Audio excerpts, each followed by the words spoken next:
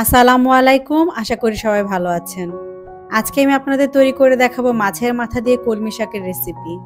গরম গরম ভাতের সাথে এই কলমি শাকের রেসিপিটি খেতে দুর্দান্ত হয়ে থাকে। আশা করছি আপনাদেরও ভালো লাগবে। তো নতুন বন্ধুদের স্বাগত জানিয়ে আর পুরাতন বন্ধুদের ধন্যবাদ জানিয়ে শুরু করছি আজকের রেসিপি। প্রথমে একটি কড়াইয়ে আমি পরিমাণ মতো তেল নিয়ে নিচ্ছি। শাকের তরকারিতে কিন্তু একটু তেলটা বেশি দিলে খেতে বেশি ভালো লাগে। দিয়ে দিলাম একটি বড় সাইজের পেঁয়াজ কুচি। পেঁয়াজটা আমি তেলের মধ্যে হালকা ভেজে নিচ্ছি যতক্ষণ না পর্যন্ত একটু নরম হয়ে আসে। পেঁয়াজটা ভাজা হয়ে গিয়েছে। এখন এখানে আমি দিয়ে দিচ্ছি প্রায় 1 টেবিল চামচ রসুন বাটা। এই মাছের মাথা দিয়ে শাক তরকারিটার মধ্যে রসুন বাটা একটু বেশি দিলে খেতে অসম্ভব ভালো হয়। রসুনটা আমি তেলের মধ্যে হালকা ভেজে নিব যতক্ষণ না পর্যন্ত রসুনের কাঁচা গন্ধটা দূর হয়ে যায়। রসুনটা ভাজা হয়ে গিয়েছে। এখন এখানে আমি দিয়ে দিচ্ছি প্রায় 8 থেকে 10টি কাঁচামরিচ চেরা। এই শাক তরকারিতে অবশ্যই কাঁচামরিচটা দিবেন। দিয়ে দিলাম 1 চা চামচ হলুদের গুঁড়া, 1 চা চামচ জিরার গুঁড়া, 1 চা চামচ ধনিয়ার গুঁড়া আর হাফ টেবিল চামচ লাল মরিচের গুঁড়া। আর দিয়ে দিলাম স্বাদমতো লবণ। সবগুলো উপকরণ আমি একটু তেলের মধ্যে হালকা ভেজে নিচ্ছি। এখন দিয়ে দিলাম সামান্য পানি। এখন দিয়ে দিচ্ছি মাছের মাথা। এখানে আমি রুই মাছের মাথা নিয়ে নিয়েছি। মাথাটা আমি খুব ভালোভাবে কেটে ধুয়ে পরিষ্কার করে নিয়েছি। আপনারা এখানে যে কোনো ধরনের মাছের মাথা ব্যবহার করতে পারেন। মাছের মাথাটা দিয়ে ভালোভাবে মশলার সাথে মিশিয়ে এখন এটা আমি ঢেকে কষতে দিব প্রায় 4 থেকে 5 মিনিটের মতো। 4 থেকে 5 মিনিট পরে মাছের মাথাটা প্রায় কষানো হয়ে গিয়েছে। আমি মাঝে আরও 1 থেকে 2 বার ভালোভাবে নেড়েচেড়ে দিয়েছি যাতে নিচে লেগে না ধরে। এখানে আমি প্রায় 1 কেজি কলমি শাক ভালোভাবে কেটে ধুয়ে পরিষ্কার করে নিয়েছি আর পানিটাও হালকা ঝরিয়ে নিয়েছি। এখন আমি কলমি শাকটা দিয়ে দিচ্ছি। প্রথমে আমি সামান্য কলমি শাক দিয়ে একটু উল্টে পাল্টে নেড়েচেড়ে দিচ্ছি, এতে করে নিচে তরকারিটা লেগে ধরবে না।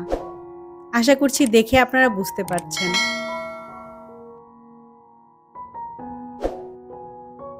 এখন আমি সবগুলো কলমি শাক দিয়ে দিচ্ছি। এখন আমি ঢেকে রাখবো এটা প্রায় 3 থেকে 4 মিনিটের মতো। 3 থেকে 4 মিনিট পরে দেখুন শাকটা কিন্তু অনেকটা মিলিয়ে এসেছে। এখন এটা আমি নেড়েচেড়ে মশলার সাথে ভালোভাবে মিশিয়ে নিব।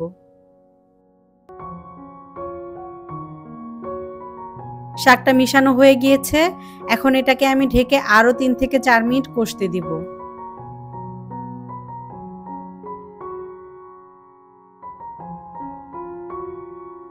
আবারও 3 থেকে 4 মিনিট পরে দেখুন শাকটা কষানো হয়ে গিয়েছে।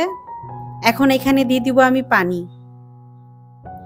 খুব বেশি পানি দিতে হবে না, এখানে আমি প্রায় হাফ কাপ পানি ব্যবহার করছি। দিয়ে দিলাম পানি। পানিটা ভালোভাবে মিশিয়ে ঢেকে এটা আমি রান্না করব যতক্ষণ না পর্যন্ত কলমি শাকটা সিদ্ধ হয়ে আসে আর ঝোলটা টেনে আসে।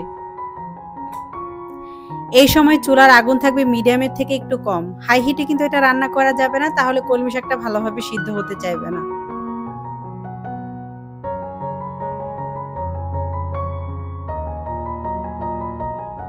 প্রায় 8 থেকে 10 মিনিট পরে দেখুন কলমি শাকটা সিদ্ধ হয়ে গিয়েছে। আর যে সামান্য পানিটা আছে এটা আমি নেড়েচেড়ে শুকিয়ে নিচ্ছি।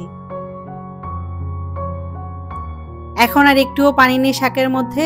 হয়ে গিয়েছে দারুণ মজাদার মাছের মাথা দিয়ে কলমি শাকের রেসিপি। গরম গরম ভাতের সাথে এই রেসিপিটি অনেক ভালো লাগে। আপনারা একবার ট্রাই করে দেখবেন, আশা করছি আপনাদেরও ভালো লাগবে।